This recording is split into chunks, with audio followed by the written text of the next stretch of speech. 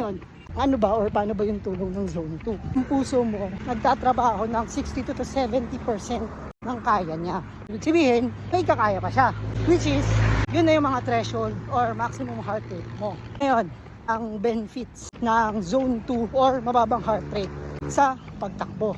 Sipin mo na lang, kaya mo gawin ng isang bagay ng effortlessly na hindi ka pagod. Yung puso mo, rin nasa maximum effort.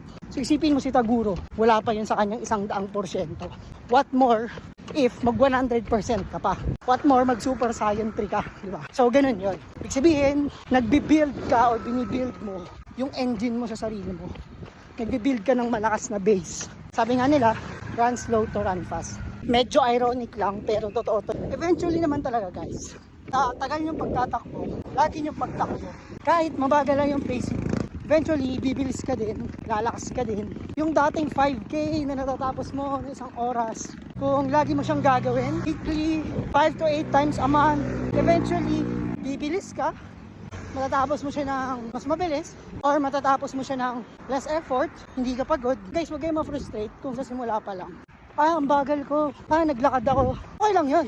Tandaan nyo, lagi kayong lamang dun sa mga start ng fitness journey nila.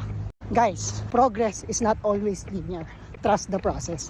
And again, huwag kayo masyadong dun muna sa technical na parts. Importante, enjoyin nyo lang yung bawat takbo nyo. Masaya kayo. So ayun guys, huwag nyo masyado isipin muna yung numbers.